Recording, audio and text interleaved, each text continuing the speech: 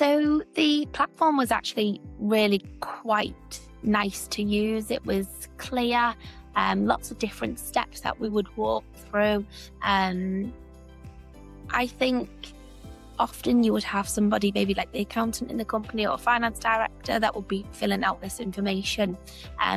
But I do actually think because it was quite clear, you could have a business owner walk through it if they had any problems with any of the questions that were asked.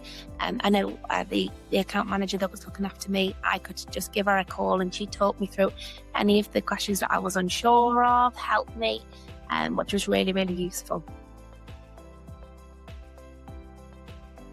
So we would include all of the typical things you would imagine to build a picture of how much your IP might be valued. So previous accounts, so our statutory accounts, we'd input information about from our forecasts. We would include information about any IP any trademarks that we held, any patents that we held, just to build up that big picture of, what IP we have in the business and how much that might be valued at. I think because we're a games company and because everything we do is in the digital space, it's traditionally been quite difficult to raise money because all we really have is our IP. We don't have bricks and mortar assets. Banks in the old days, that's traditionally what they like to lend against. So we would, we had built up a catalogue over the 12 or 13 years before we took out the loan. And over that time, we knew that there was value in the IP. So it was great for us to be able to go to a bank who recognised the value of the IP. I think in addition to that, the video games industry has seen huge growth over the COVID period. But obviously with that growth, there comes a lot of increased costs. To make a video game now is so much more than pre-COVID, but it also takes quite a lot of time to make a video game. So it's really important just to be able to access that kind of funding to just maybe get you over the line to finish that last bit of the project, or even to get a few games up and running, a few prototypes so that you can move into the next phase of development, knowing, we've planned this really well, we're happy with our prototype and we're going to move into full development, and just kind of de-risking a project as much as you can at the beginning. So the funds have been really important to Ripstone. Ripstone itself and the games industry has been through a crazy few years, as have many businesses, with COVID. So prior to COVID, we were predominantly a games developer and we published our own games. During COVID, we actually started working with other companies and just as a video game developer and making games for them that they would go on to publish themselves. And during that period, we were not making our own, but publishing our own games. In 2024, we pivoted our business again back to pre-pandemic business, which was we make our own games and we publish our own games. But as you can imagine, when you're doing work for hire for a bigger publisher, you've got these chunks of money that will come in every time you complete a milestone with them. So that could be every month, every couple of months, but you can kind of plan that, when that money's going to come in. Whereas when you've got to jump back into video game development and we're planning a game today and it's not going to launch for 12 or 18 months, I think it's really important to be able to draw upon funding like this IP funding, just because it's going to there's such a long period between starting game development and actually launching the game itself, where we start seeing the revenues coming in for that.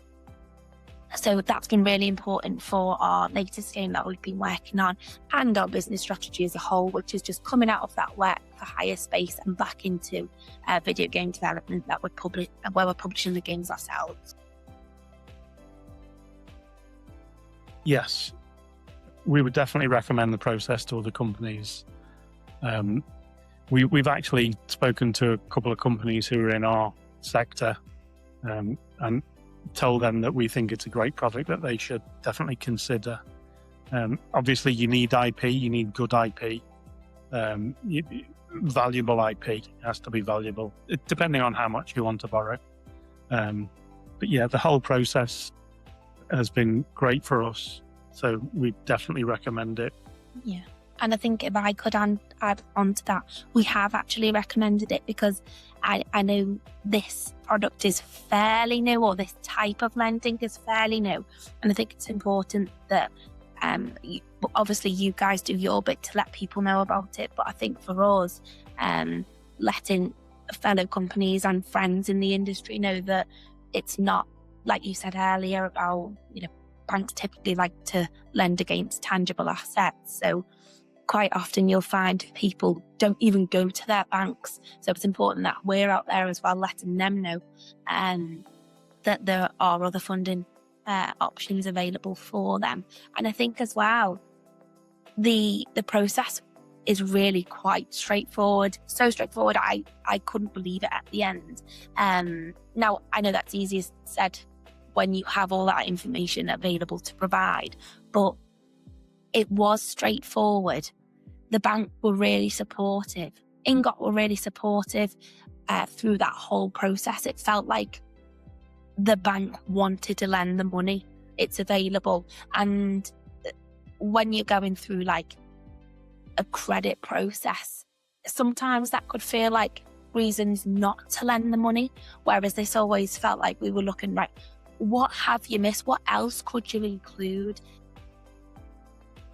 Another thing that I really liked about it is that you don't need to, it's not a fixed amount. You'll have your IP valued and that will come out at X amount. And then you'll move on to another process that will tell you what percentage of that pot you can borrow.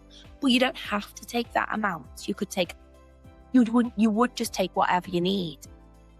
Perhaps later down the project, or when you spin up another project, you can revalue that IP and you can come back to it. You could maybe lend more.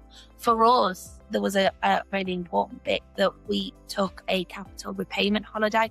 So whilst we were in that development phase, we were not worrying about paying the capital of the loan back. We were just servicing the interest for 12 months, which I think when you're looking at projects that are not just we make it, we sell it, that's really important. So shouting out to other companies in our sector, letting them know about it, I think it's really important, and we absolutely do that.